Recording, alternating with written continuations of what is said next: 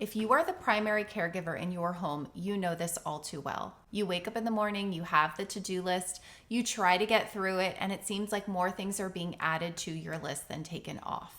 In the past 10, 20 years, there has been a shift in society where partners are getting more involved, where they are helping with dishes, they are helping with laundry. But the key word there is helping. The person who is the primary caregiver still has to remind the person to do the laundry, remind them to make an appointment. And the remembering aspect is known as a mental load. A psychologist at Oklahoma State University researched the impacts of invisible labor on mothers and said this: I think it has become a topic of discussion in recent years, in part because men are contributing more to the care of the children and the household. And even though women may be physically doing fewer loads of laundry, women are realizing that they continue to hold the responsibility for making sure it gets done, that the detergent doesn't run out, that all of the dirty clothes make it into the wash, and that there are always clean towels available, and that the kids have clean socks. What I'd like to do today is give you 3 steps to mental load freedom. I have done these in my own life. I have 2 kids. One is 9, turning 10 next month, and one is 5. And it has been a journey to get to this point. But I can honestly look at you and say that if I had not let my husband take on some of this mental load, I don't think that our marriage would be as healthy as it is today. Number 1, write it down. This mostly lives in your head. It's an invisible list. And I promise you that your partner probably has no idea of the tasks you actually accomplish. They probably know 1/3 of what you actually do. Nearly 9 out of 10 mothers in committed partnerships say that they feel solely responsible for organizing the family. Organizing and planning are full-time jobs that people get paid to do. Take the example of a doctor's appointment. Your partner knows that you took your child to the doctor, but they have no idea the amount of time that you spent researching doctors in the area, speaking to friends and family, looking at reviews online. All of these things count, even things like sicknesses in your house.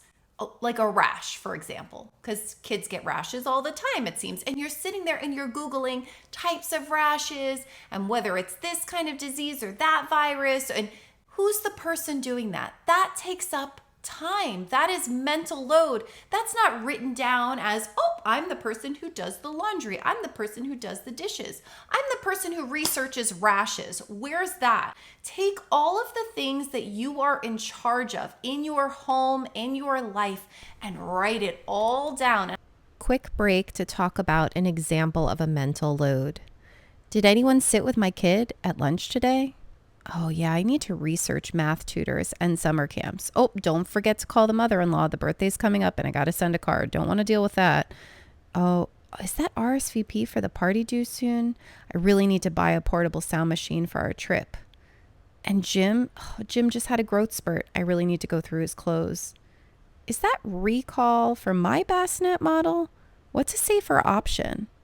Crap, Samantha's goggles were left outside.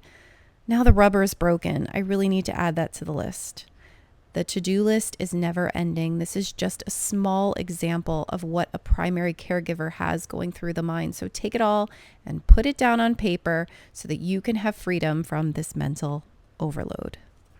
Step number 2, categorize everything you wrote down. So you're going to take the brain vomit that you just did all over your paper and you're going to start to try and group things into similar categories like health, food, household tasks, maybe even in separate ones of like cleaning certain areas. You are going to try and take that big old mess that was in your brain and categorize it so it's easier to see in groups.